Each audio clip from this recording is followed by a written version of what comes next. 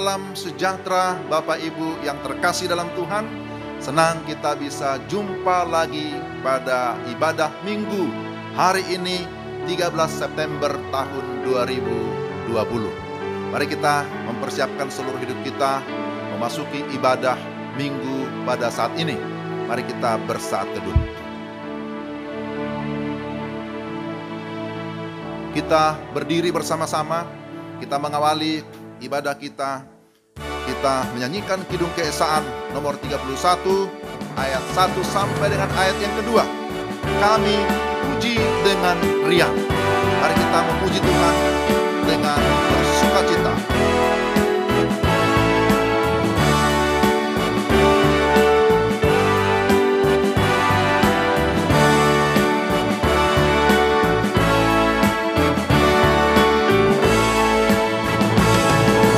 Kami puji dengan riang, Engkau Allah yang besar, bagai bunga terima siang, hati kami pun mekar, takut dosa dan derita, ketimbangan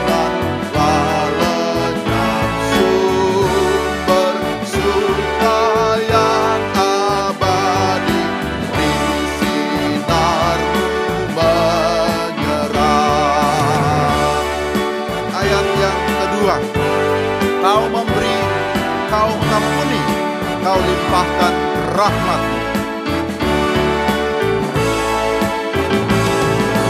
Kau memberi, Kau mengampuni, Kau limpahkan rahmat-Mu.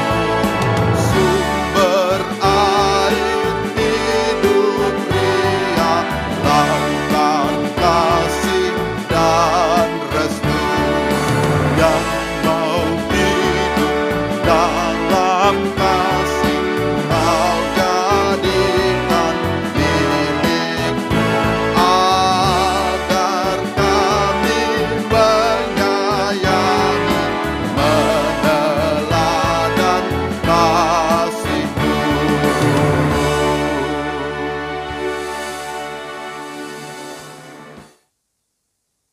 Jemaat yang dikasihi Tuhan, ketahuilah bahwa pertolongan kita dalam kebaktian raya minggu ini adalah dalam nama Tuhan yang menjadikan langit dan bumi, yang memelihara kesetiaannya untuk selamanya, dan yang tidak pernah meninggalkan perbuatan tangannya. Kasih karunia dan damai sejahtera dari Allah Bapa kita dan dari Tuhan Yesus Kristus, serta penghiburan Roh Kudus menyertai kita sekalian. Haleluya. Haleluya. Haleluya. Haleluya.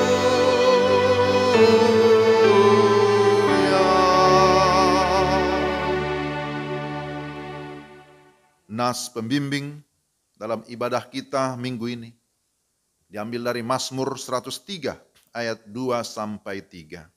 Pujilah Tuhan hai jiwaku, dan janganlah lupakan segala kebaikannya. Dia yang mengampuni segala kesalahanmu, yang menyembuhkan segala penyakitmu. Demikianlah nas pembimbing. Jemaat yang terkasih dalam Kristus, marilah saat ini dengan rasa sesal dan malu kita merendahkan diri, mengaku segala dosa kita dengan hati yang takut akan Tuhan. Yesaya 59 ayat 1 sampai 2. Sesungguhnya tangan Tuhan tidak kurang panjang untuk menyelamatkan, dan pendengarannya tidak kurang tajam untuk mendengar.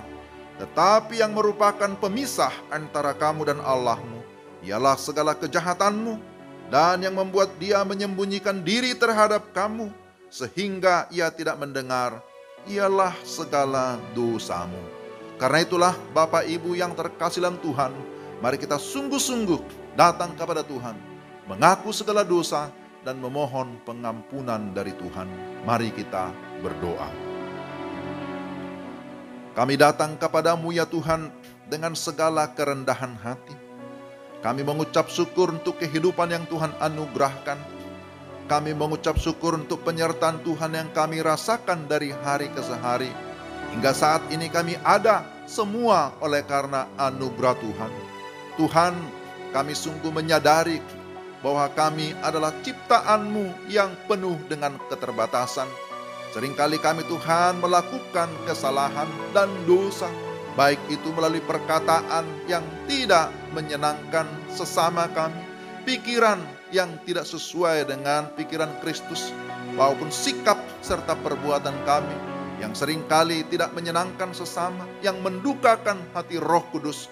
Itu sebabnya Tuhan saat ini kami datang dengan segala kerendahan hati, mengaku segala dosa, dan memohon kiranya Engkau berkenan mengampuni segala dosa kami. Engkau menyucikan seluruh hidup kami, sehingga kami layak beribadah.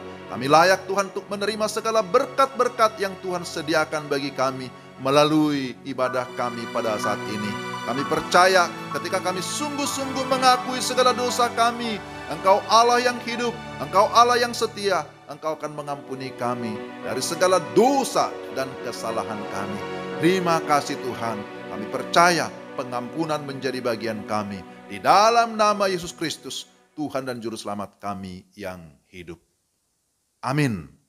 Silakan duduk Bapak Ibu yang dikasihi Tuhan, dan dengarkanlah berita anugerah dan petunjuk hidup baru. Berita anugerah Efesus pasal 2 ayat 8 sampai 9. Sebab karena kasih karunia kamu diselamatkan oleh iman, itu bukan hasil usahamu, tetapi pemberian Allah. Itu bukan hasil pekerjaanmu. Jangan ada orang yang memegahkan diri. Petunjuk hidup baru Efesus 4 ayat 32. Tetapi hendaklah kamu ramah seorang terhadap yang lain, penuh kasih mesra dan saling mengampuni, sebagaimana Allah di dalam Kristus telah mengampuni kamu. Kiranya Roh Kudus membantu kita untuk melakukan kehendak Allah dalam kehidupan kita sehari-hari. Amin. Bapak Ibu jemaat yang dikasihi Tuhan, kita mengucap syukur karena kita sudah mengalami anugerah terbesar, pengampunan dari Tuhan, keselamatan yang kekal. Dan marilah kita senantiasa hidup di dalam syukur, di dalam ketaatan akan firman-Nya. Dan saat ini kita mau mendengarkan firman Tuhan. Mari kita persiapkan seluruh hidup kita. Kidung Keesahan nomor 68 ayat 1 dan 2. Kita nyanyikan bersama-sama dengan segenap hati. Dari kumpungan duka kelam, ya Tuhan, ku datanglah, masuk terang-Mu, bebas senang. Dari kumpungan duka kelam, ya Tuhanku, ku datanglah, masuk terang-Mu, bebas senang. Ku datang padamu, dari beban kesakitanku, masuk ke dalam kekuatan-Mu. Dalam derita aku datang, ya Yesus Tuhanku.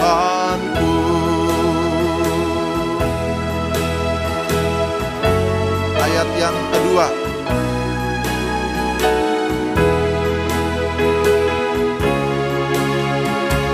Dari derah kepapaanku, ya Tuhanku, ku datang. dan mengecap kekayaan-Mu. Ku datang padamu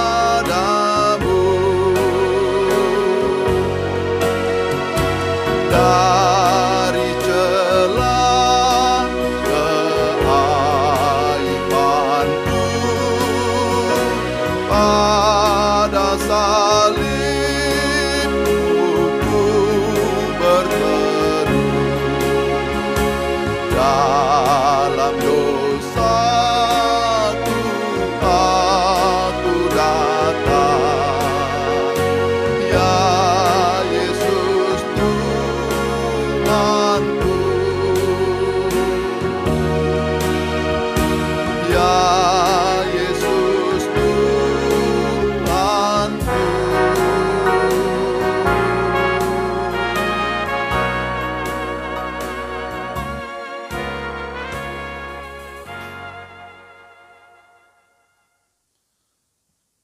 Bapak, Ibu, Saudara yang terkasih dalam Tuhan, mari kita berdoa sebelum membaca dan merenungkan firman Tuhan. Bapa Surgawi, dalam nama Tuhan Yesus, saat ini kami mau mendengarkan firman-Mu. Firman-Mu adalah firman yang kekal, firman yang berotoritas. Kami berdoa memohon pencerahan dari Allah Roh Kudus, sehingga kami dapat memahami firman-Mu dengan baik, dan firman-Mu dapat mengubahkan kehidupan kami. Di dalam nama Tuhan Yesus kami sudah berdoa. Amin. Bersama-sama kita akan membaca Injil Matius pasal 18, mulai dari ayat yang ke-21 sampai dengan ayat 35. Matius pasal 18 ayat 21 sampai 35, demikian firman Tuhan. Kemudian datanglah Petrus dan berkata kepada Yesus, "Tuhan, sampai berapa kali aku harus mengampuni saudaraku jika ia berbuat dosa terhadap aku? Sampai 7 kali?" Yesus berkata kepadanya, "Bukan, aku berkata kepadamu, bukan sampai 7 kali, melainkan sampai 70 kali 7 kali. Sebab hal kerajaan surga seumpama seorang raja yang hendak mengadakan perhitungan dengan hamba-hambanya. Setelah ia mulai mengadakan perhitungan itu, dihadapkanlah kepadanya seorang yang berhutang 10.000 talenta. Tetapi karena orang itu tidak mampu melunaskan hutangnya, raja itu memerintahkan supaya ia dijual beserta anak istrinya dan segala miliknya untuk pembayar hutangnya. Maka sujudlah hamba itu menyembah dia, katanya, 'Sabarlah dahulu, segala hutangku akan kulunaskan.' Lalu tergeraklah hati raja itu oleh belas kasihan akan hamba itu, sehingga ia membebaskannya dan menghapuskan hutangnya. Tetapi ketika hamba itu keluar, ia bertemu dengan seorang hamba lain yang berhutang 100 dinar kepadanya. Ia menangkap dan mencekik kawannya itu, katanya, 'Bayar hutangmu.' Maka sujudlah kawannya itu dan memohon kepadanya, 'Sabarlah dahulu, hutangku itu akan kulunaskan.' Tetapi ia menolak dan menyerahkan kawannya itu ke dalam penjara sampai dilunaskannya hutangnya. Melihat itu kawan-kawannya yang lain sangat sedih, lalu menyampaikan segala yang terjadi kepada tuan mereka. Raja itu menyuruh memanggil orang itu dan berkata kepadanya, 'Hai hamba yang jahat, seluruh hutangmu telah kuhapuskan karena engkau memohonkannya kepadaku. Bukankah engkau pun harus mengasihani kawanmu seperti aku telah mengasihani engkau?' Maka marahlah tuannya itu dan menyerahkannya kepada algojo-algojo sampai ia melunaskan seluruh hutangnya. Maka Bapakku yang di sorga akan berbuat demikian juga terhadap kamu apabila kamu masing-masing tidak mengampuni saudaramu dengan segenap hatimu." Demikian pembacaan firman Tuhan. Berbahagialah kita yang mendengar firman dan memelihara dalam hidup kita sehari-hari. Terpujilah Tuhan. Shalom Bapak Ibu yang terkasih dalam Tuhan. Apa kabar hari ini? Saya berharap kita tetap bersemangat. Kita sudah memasuki minggu kedua bulan September dan kita masih tetap beribadah dengan setia di rumah kita masing-masing. Kita tetap berdoa supaya situasi ini, pandemi COVID ini kiranya dapat segera berakhir. Tetapi mari kita tetap menjaga protokol kesehatan sebagaimana diaturkan pemerintah. Kita sudah membaca kebenaran firman Tuhan dan tema khotbah minggu ini adalah diampuni untuk mengampuni. Itulah tema kita. Diampuni untuk mengampuni. Saudara yang terkasih dalam Tuhan Yesus Kristus, di dalam Matius pasal 18, jikalau kita membaca mulai dari ayat pertama, Tuhan Yesus sedang mengajar murid-muridnya tentang prinsip hidup warga kerajaan surga. Salah satu penekanan penting di dalam kerajaan surga berbicara tentang kasih. Tuhan mengasihi orang berdosa, karena itu Ia mengampuni. Ia pun mengajarkan agar umat yang sudah ditebus, yang sudah diampuni, juga hidup di dalam kasih dan mau saling menerima, saling mengampuni satu dengan yang lain. Saudara yang terkasih dalam Tuhan, perikop yang kita baca diawali dengan sebuah pertanyaan yang disampaikan oleh Petrus kepada Yesus. Tuhan, sampai berapa kali aku harus mengampuni saudaraku jika ia berbuat dosa terhadap aku? Sampai 7 kali? Dalam ayat 21 kita baca itu. Petrus sendiri sudah menyebut angka 7 sebagai jawabannya. Mengapa Petrus menyebut angka 7?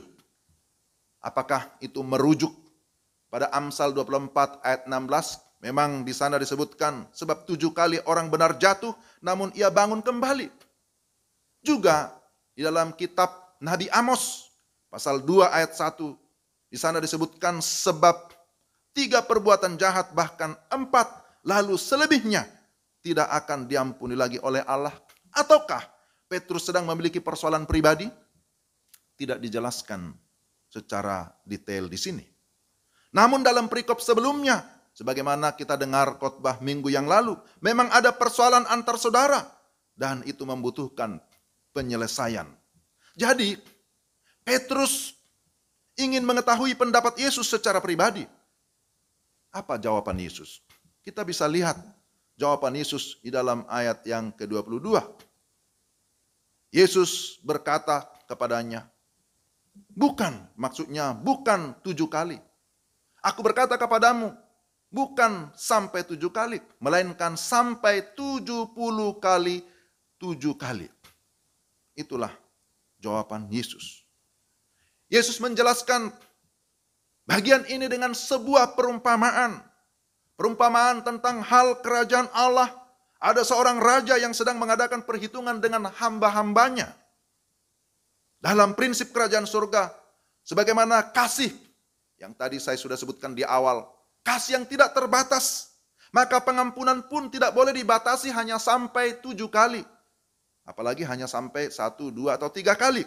Seperti kata seorang penyanyi, saya lupa namanya. Kalau sampai 3 kali katanya, wah itu sudah tidak ada lagi kesabaran. Jangan menghitung kesalahan orang lain, tetapi mengampuni kesalahan hendaknya menjadi gaya hidup orang-orang yang sudah percaya kepada Kristus. Menjadi gaya hidup orang-orang yang menyebut sebagai anggota, sebagai warga kerajaan surga. Kenapa harus demikian? Karena Kristus pun sudah melakukan hal yang demikian. Dia sudah memberikan contoh bagaimana mengampuni orang-orang berdosa. Bahkan sampai dia menderita di atas kayu salib. Tetap dia berdoa, dia memohon, ampunilah mereka. Karena mereka tidak tahu apa yang mereka perbuat. Demikian doa Yesus kepada Bapaknya. Saudara yang terkasih dalam Tuhan, siapa yang bisa menjadikan pengampunan sebagai gaya hidup atau sebagai kebiasaan rohani? Tentu orang yang sudah diampuni. Ini hal yang pertama. Orang yang sudah diampuni, orang yang sudah mengalami pengampunan. Pertanyaannya, bagaimana seseorang mengalami pengampunan? Pengampunan adalah karya Allah 100%. Pengampunan adalah karya Allah 100%. Bukan 99,9. Karya Allah di dalam diri orang percaya. bahwa melalui pengampunan dosa yang sudah dikerjakan melalui Kristus Yesus di atas kayu salib, setiap orang yang percaya kepadanya memperoleh jalan atau akses masuk ke dalam kerajaan surga. Penekanan tentang pengampunan yang merupakan karya Allah 100% ini sangat penting. Yang menunjukkan bahwa manusia yang berdosa memang tidak punya andil untuk mendapatkan pengampunan dengan usahanya sendiri. Manusia berdosa memang tidak layak, tidak memenuhi syarat apapun untuk mendapatkan pengampunan. Kecuali Yesus yang memberikan pengampunan itu. Jadi di sini kita lihat ada ilustrasi, ada perumpamaan yang diberikan oleh Yesus. Seorang raja yang kemudian mengadakan perhitungan dengan hamba-hambanya. Dan dikatakan di sana ada seorang hamba yang memiliki banyak hutang. Hutangnya itu 10.000 dinar. Apa yang kita pelajari dari perumpamaan ini? Pertama, bahwa manusia telah berdosa. Dan keberdosaan manusia itu adalah keberdosaan yang total, keberdosaan yang sempurna. Kisah perumpamaan ini bercerita tentang seorang hamba yang memiliki 10.000 talenta hutang. Ya, hutangnya 10.000 talenta dalam ayat 24. Jadi kalau ini kita coba kalkulasi, kita coba hitung dalam hitungan sekarang, 10.000 talenta dikali 6.000 dinar, dan disebutkan upah seorang pekerja hari itu adalah 1 dinar. Jadi katakanlah hari ini upah pekerja 100.000. Maka 10.000 kali 6.000 dinar kali 100.000 rupiah, dirupiahkan begitu ya. Maka itu bisa berkisar 6 triliun rupiah. Wah, ini jumlah yang sangat besar.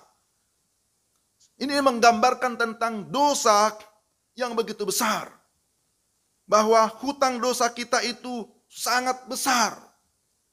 Dan karena keberdosaan kita, semua manusia sudah berbuat dosa, dikatakan telah kehilangan kemuliaan Allah dalam Roma 3:23, maka tidak seorang pun yang bisa melunasinya. Yang kedua, bahwa manusia tidak dapat melunasi hukuman dosa. Sebagaimana saya singgung sebelumnya. Dalam ayat 25 menjelaskan bahwa ia atau hamba itu tidak mampu melunaskan hutangnya. Bagaimana mungkin seorang yang mengalami keberdosaan bisa menyelamatkan dirinya sendiri? Itu tidak mungkin. Siapakah manusia yang sempurna yang dapat menyelesaikan masalah dosa ini? Tidak ada. Itulah sebabnya Rasul Paulus menuliskan dalam Efesus pasal 2 ayat 8 sampai 9 bahwa keselamatan itu adalah kasih karunia, adalah anugerah semata-mata, bukan hasil usahamu. Itu bukan pekerjaan manusia, itu adalah pemberian Allah dan yang dikerjakan secara tuntas melalui Yesus Kristus, Tuhan dan Juru Selamat satu-satunya. Yang berikutnya, bahwa manusia harus merendahkan diri, memohon belas kasihan. Ayat 25 bagian B menjelaskan tentang hukuman yang harus ditanggung oleh orang yang berhutang itu. Raja itu memerintahkan supaya ia dijual, bukan hanya ia, tapi beserta anak istrinya dan segala miliknya. Untuk apa? Untuk membayar hutangnya. Inilah kesempurnaan hukuman dari pendosa, yaitu maut. Tetapi Allah dalam kesempurnaan kasih-Nya memberikan jalan keluar kepada manusia berdosa. Kasih-Nya yang besar itu dapat dialami atau dapat kita alami ketika kita meresponinya dengan cara bagaimana? Merendahkan diri di hadapan Tuhan, memohon belas kasihan. Ia menyadari dan mengakui dosa dan keterbatasannya. Dia berserah. Tapi kemudian dikatakan di sini bukan hanya berserah, dia menyembah kepada Tuhan itu. Dalam ayat 26. Dan oleh belas kasihan dia pun dibebaskan dan hutangnya dihapuskan. Dalam ayat 27 kita bisa baca di sana. Dan puji Tuhan, dia mengalami kebebasan. Saudara dan saya, jemaat sekalian, apakah kita sudah mengalami pengampunan dari Tuhan? Apakah saudara sudah mengalami kebebasan dari dosa? Apakah saudara sudah mengalami kemenangan? Amin. Ketahuilah bahwa itu semua adalah kasih karunia. Itu adalah anugerah Tuhan semata-mata. Maka yang kedua yang sangat penting juga diperhatikan melalui bagian ini. Kalau saudara dan saya sudah diampuni, maka mari kita mengampuni. Mengampuni dengan segenap hati. Inilah seharusnya menjadi sikap setiap orang percaya yang sudah mengalami kasih karunia dari Tuhan. Bahwa dia harus mau. Selain memang harus bersyukur pertama-tama. Tetapi harus menjadi pribadi yang mau merendahkan dirinya. Bertanggung jawab atas kasih karunia yang Tuhan berikan.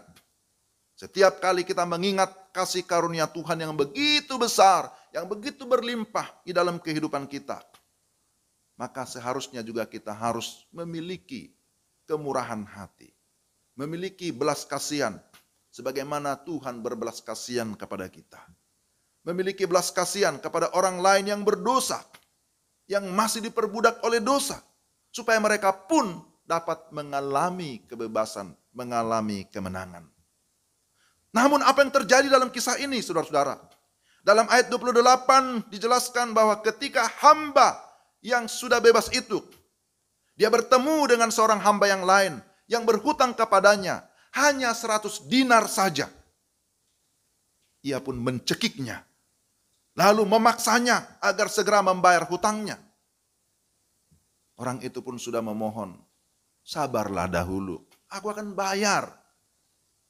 Tetapi ternyata permohonan itu tidak ditanggapi.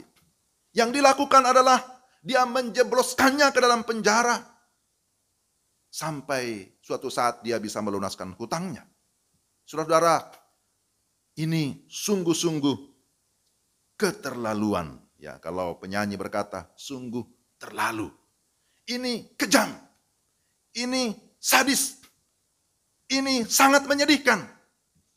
Bukan hanya menyedihkan kawan-kawannya, tapi juga menyedihkan sang tuan, sang raja yang sudah menyatakan belas kasihan kepadanya. Berapa 100 dinar itu?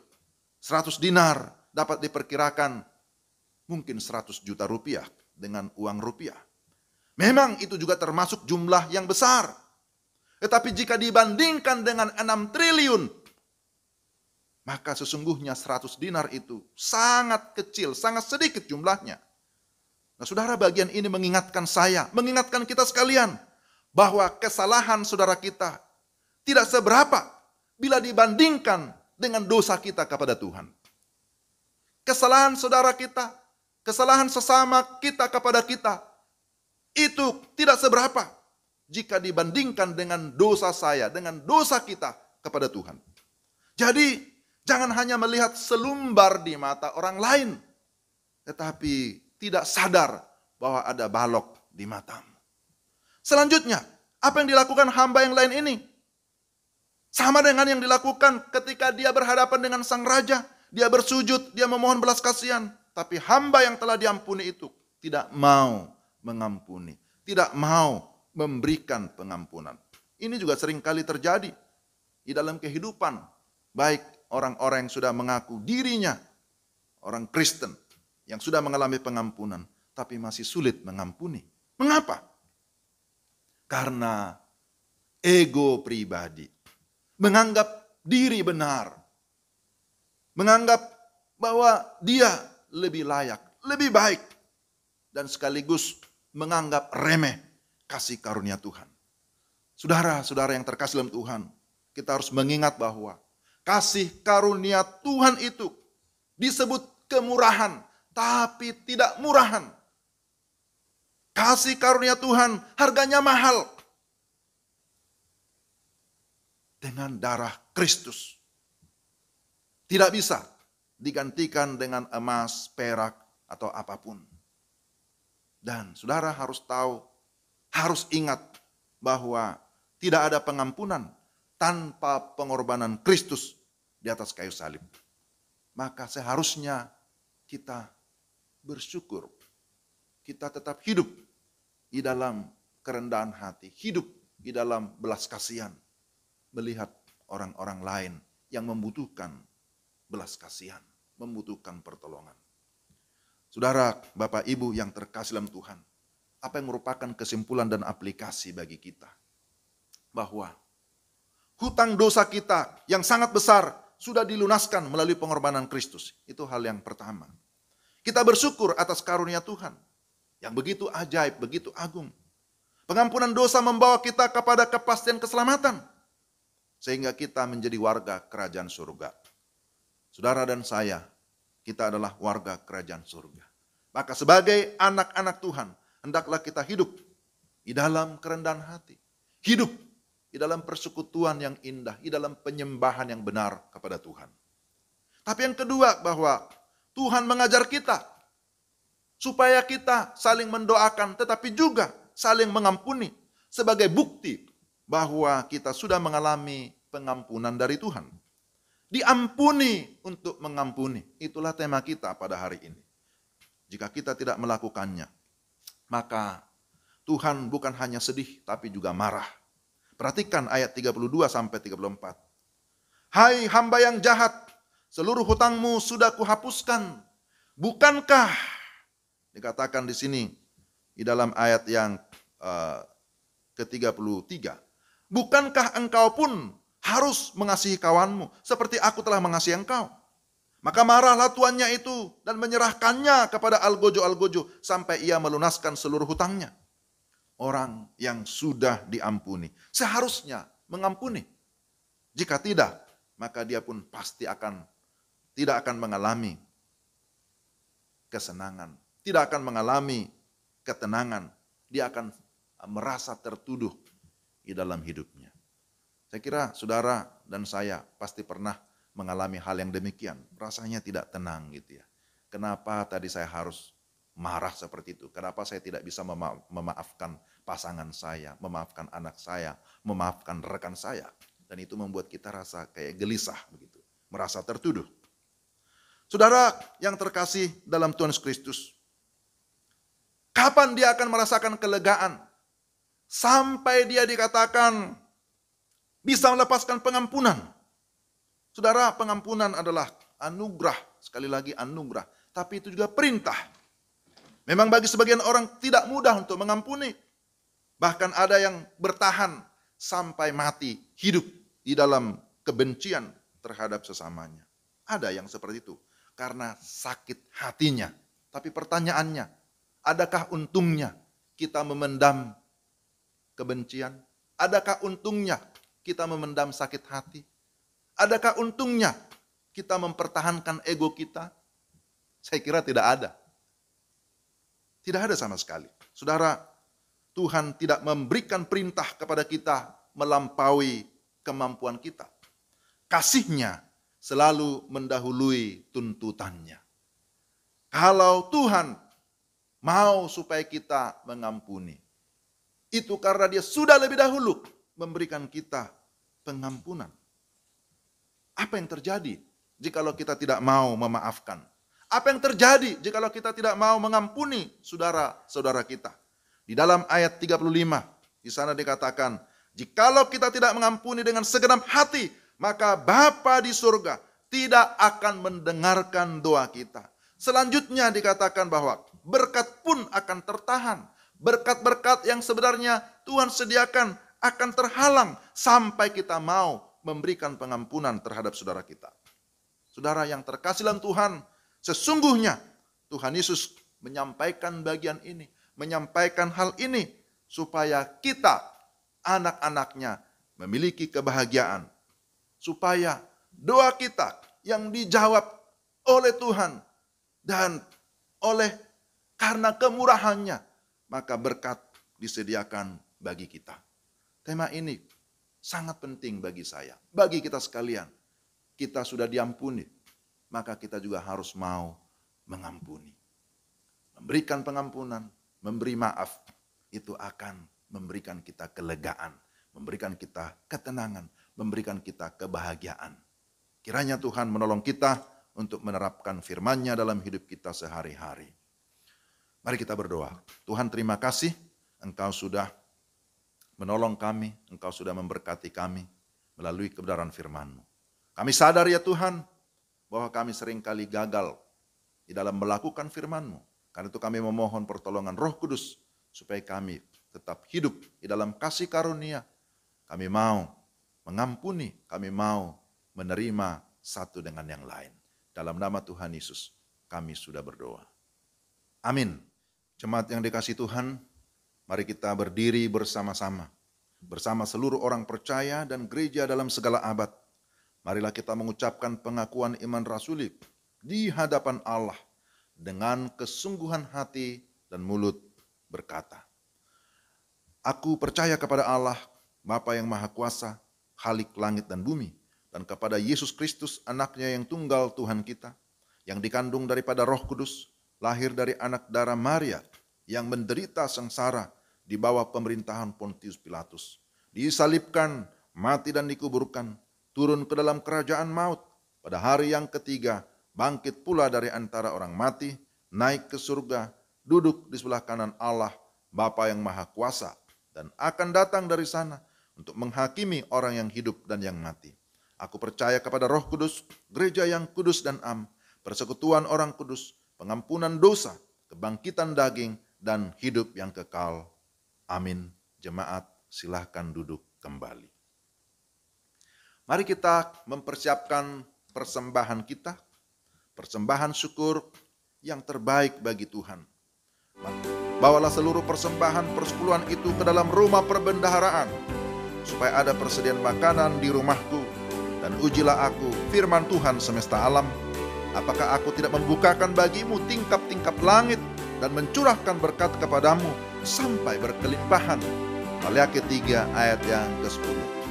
Sembari kita mengumpulkan persembahan, mari kita menyanyikan Kidung Keesaan nomor 483 ayat 1 dan ayat yang ketiga. Tuhan, betapa banyaknya berkat yang Kau beri.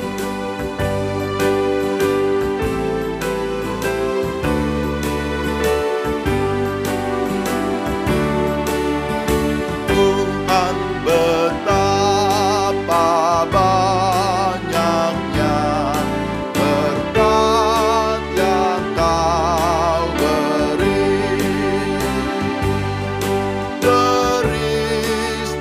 Teristimewa rahmat-Mu dan hidup abadi. Terima kasih ya Tuhanku atas keselamatanku. Padaku telah Kau beri hidup bahagia abadi. Ayat 3. Setiap hari rahmat-Mu tiada putusnya. Setiap hari rahmat-Mu tiada putusnya. Hendak ku puji nama-Mu tetap selamanya. Terima kasih ya Tuhanku atas keselamatanku. Padaku telah Kau beri hidup bahagia abadi. Jemaat sekalian, kita akan masuk dalam doa persembahan, doa syafaat, dan juga diakhiri dengan doa Bapa kami. Mari kita berdoa. Kami bersyukur kepadamu ya Tuhan, jikalau pada saat ini Engkau memberikan kami kesempatan memberi persembahan. Kami tahu bahwa persembahan yang kami kumpulkan tidak seberapa jika dibandingkan dengan kasih karunia yang begitu besar yang Kau sudah limpahkan dalam hidup kami. Namun ya Tuhan, kami memberi dengan syukur, dengan sukacita, Dan kami berdoa supaya Tuhan kiranya menguduskan persembahan ini, sehingga boleh dipakai dalam pekerjaan yang mulia di tengah-tengah jemaat-Mu, Polku Kris Kota Wisata. Tuhan memberkati semua jemaat yang sudah memberi, Tuhan memberkati dalam pekerjaan, juga yang belum sempat memberi. Kiranya Tuhan yang menolong, Tuhan memberkati supaya dalam ibadah-ibadah berikutnya, kami bisa sama-sama memberi dengan sukacita. Tuhan, kami bersyukur Engkau senantiasa menyertai kami di dalam masa-masa yang sulit, di masa pandemi COVID. Engkau senantiasa menyatakan kasih dan pemeliharaan-Mu. Terbukti sampai saat ini kami bisa menikmati hidup, bisa beribadah, semua adalah karena penyertaan Tuhan. Maka kami memohon kiranya Tuhan terus memimpin setiap langkah kami, supaya kami tetap berjalan di dalam kebenaran. Kami senantiasa hidup di dalam mengandalkan Tuhan. Kami senantiasa melakukan apa yang merupakan misi Tuhan. Gereja adalah untuk melakukan amanat-Mu. Maka berkatilah gereja kami supaya tetap setia di dalam mendukung pelayanan amanat agung. Baik kami sebagai jemaat yang tetap setia mendoakan, bahkan memberikan dukungan dana. Kiranya Tuhan yang memberkati kami. Juga utusan yang ada di ladang misi, Pendeta Charles Oematan sekeluarga, Tuhan memberkati mereka dalam pelayanan di Kamboja. Ada banyak rencana yang akan mereka lakukan, tetapi dalam keterbatasan karena pandemi, tapi juga keterbatasan masalah waktu, tenaga, biaya, dan lain sebagainya. Kami berdoa supaya Tuhan yang menolong mereka, memaksimalkan apa yang ada. Dan Tuhan terus meneguhkan panggilan mereka ya Tuhan. Memberikan mereka keberanian, memberikan hikmat, memberikan kuasa sehingga mereka tetap dapat melayani dengan penuh sukacita. Bapa, kami berdoa untuk semua anggota jemaat, dari anak-anak, remaja dan pemuda, orang tua, lansia. Kiranya kami tetap hidup di dalam kerukunan, hidup di dalam kesatuan, hidup dalam semangat misi, supaya kehadiran gereja-Mu sungguh boleh berdampak bagi dunia ini. Bapa, kami berdoa untuk semua pelayanan anak-anak, remaja, bahkan pelayanan katekisasi, kaum ibu, kaum bapak, semuanya kiranya Tuhan lawat. Yang lemah, yang sakit, kami berdoa supaya Tuhan juga memberikan kekuatan iman, memberikan kesembuhan. Doa kami senantiasa untuk Bapak Sabar Gultom, Ibu Selvi Remref, Opung Maratur Panggabean, Ibu Suti Sitompul, Ibu Oce Paulina, Ibu Rosita, Bapak Siaji Simatupang, Bapak Priska Pelealu, Adik Mikael Tirtawinata, Ibu Kristina Ramona Bulan, Pendeta Nikodemus Sabudin, Opung Cindy, dan mungkin masih ada yang lain yang belum kami sebutkan. Jamahlah mereka ya Tuhan. Tuhan menyembuhkan, Tuhan memulihkan, dan terutama Tuhan memberikan mereka iman dan pengharapan yang teguh. Kami berdoa untuk orang tua yang sudah lanjut usia. Tuhan terus memberkati Bapak dan Ibu Sebayang, Bapak Ibu Pesik, Bapak Ibu Opusunggu, Bapak Ibu Runturambi, Bapak Sumarsono dan Ibu, Opa Fari dan Ibu, Bapak Anwar, Ibu Dora Tiambun, Opung Maruli Silalahi, Opung Olosinta, Bapak Bastian Tuaidan, Oma Eki Palanto, Ibu Fatila Batee, Bapak Tigor Simatupang, Bapak Angkup Situmeang, Bapak Pendeta Raden Sutopo, Bapak Pangaribuan.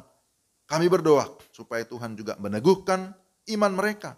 Di dalam masa tua tetap bersyukur, tetap memuliakan Tuhan, dan pakai mereka menjadi berkat bagi banyak generasi.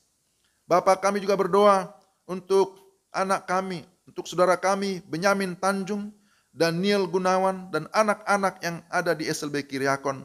Tuhan menjamah mereka, menguatkan, memberikan ketenangan, memberikan iman, supaya mereka tetap memuji Tuhan sekalipun di dalam segala keterbatasan. Berkati orang tua mereka, berkati guru-guru mereka, biarlah mereka tetap bersabar dan beriman dan meyakini bahwa Tuhan senantiasa hadir mengasihi mereka. Bapa, kami juga berdoa, menyerahkan ke dalam tangan-Mu untuk anggota jemaat yang sedang mengandung anak yang Tuhan karuniakan. Tuhan berkati Ibu Risma Wijaya, berikan kekuatan kesehatan, baik ibu maupun anak yang sedang dikandung. sehat di dalam pemeliharaan Tuhan. Kami juga berdoa, ya Tuhan, untuk beberapa anggota jemaat yang berulang tahun di sepanjang minggu ini. Kami berdoa supaya Tuhan memberikan mereka kekuatan, kesehatan, umur panjang, sukacita, dan damai sejahtera. Doa kami untuk Ibu Riris Septa Margaret Sirait, Saudari Disa Asalia, Ibu Ratih Prana Ningrum, juga untuk Ibu Erni Swaskitowati. Kami berdoa supaya Tuhan memberkati anak-anak-Mu, hamba-hamba-Mu tetap hidup di dalam kesetiaan kepada Tuhan. Biarlah mereka semakin bertambah-tambah di dalam pengenalan akan Tuhan, dan juga semakin bersukacita, bersemangat untuk hidup melayani Tuhan. Kami berdoa menyerahkan semua anggota keluarga mereka, Tuhan juga memberikan sukacita dan damai sejahtera. Bapa di surga, kami berdoa juga menyerahkan negara kami, Republik Indonesia. Tuhan memberkati pemerintah dari pusat sampai ke daerah. Tuhan memberkati juga legislatif, yudikatif. Tuhan memberkati aparat keamanan. Tuhan berkati semua aparatur negara ini, supaya mereka bekerja sama di dalam satu kesatuan, membangun bangsa dan negara, khususnya dalam masa-masa yang sulit sekarang ini, dalam masa pandemi COVID-19. Tuhan, kami berdoa supaya Tuhan memberikan kemampuan kepada pemerintah, tapi Tuhan juga memberikan kesadaran kepada warga masyarakat, supaya dapat menjaga diri. Pada saat ini pandemi, angka peningkatan yang terinfeksi semakin banyak korban. Tetapi di dalam semuanya ini kami tetap percaya bahwa Tuhan Maha mengetahui, Engkau berdaulat atas negara kami, atas seluruh rakyat. Kami memohon belas kasihan Tuhan, kiranya Tuhan menolong supaya virus ini kiranya bisa segera berlalu di dalam kasih dan kuasa Tuhan. Kami memohon anugerah Tuhan terhadap bangsa kami dan bagi kami sekalian. Bapa, inilah hidup kami. Kami bawa kepada Tuhan. Kiranya Tuhan terus berkenan memimpin kami di sepanjang hari-hari ke depan. Kami tetap melakukan bagian kami dengan penuh sukacita. Kami hidup di dalam kasih. Kami bisa saling menerima, saling memaafkan, saling mengampuni satu dengan yang lain. Sebagaimana firman-Mu hari ini yang kami sudah dengarkan. Terima kasih Tuhan. Terima kasih untuk firman-Mu. Kami berdoa mengucap syukur di dalam nama Yesus Kristus, yang sudah mengajar murid-muridnya berdoa bersama-sama demikian.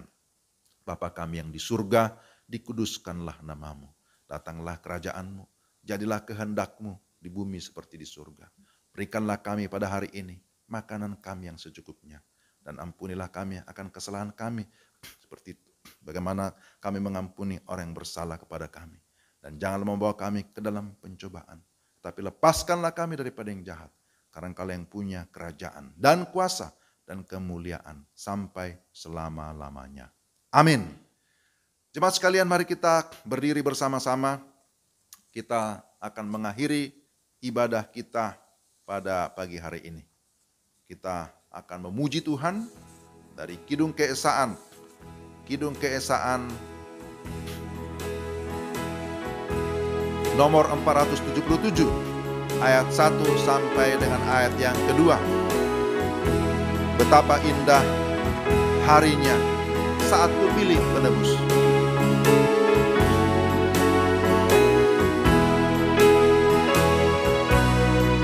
Betapa indah harinya saat Kupilih penebus.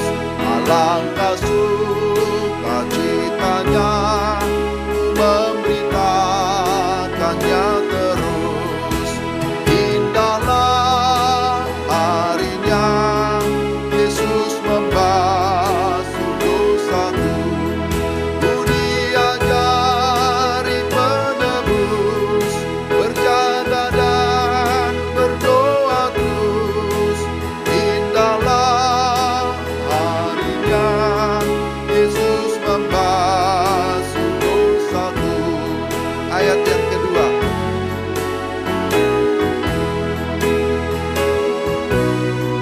Betapa indah janjinya yang telah mengikat hatiku. Beri kasih padanya serta menyanyi bersyukur. Indahlah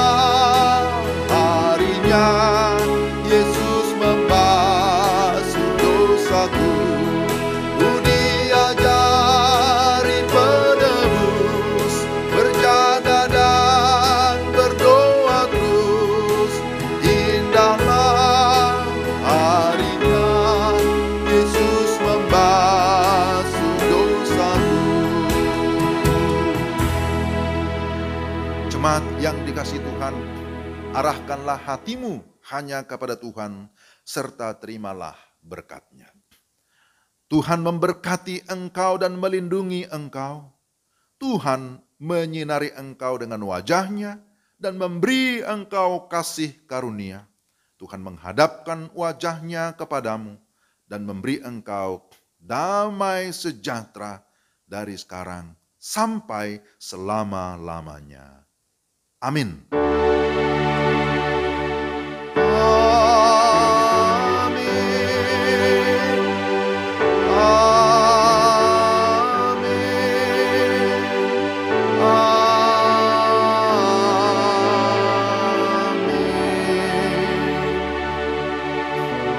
Amin.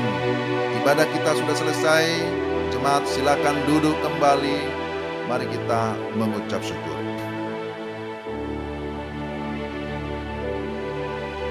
Amin. Selamat hari Minggu, Bapak Ibu Saudara yang terkasih dalam Tuhan.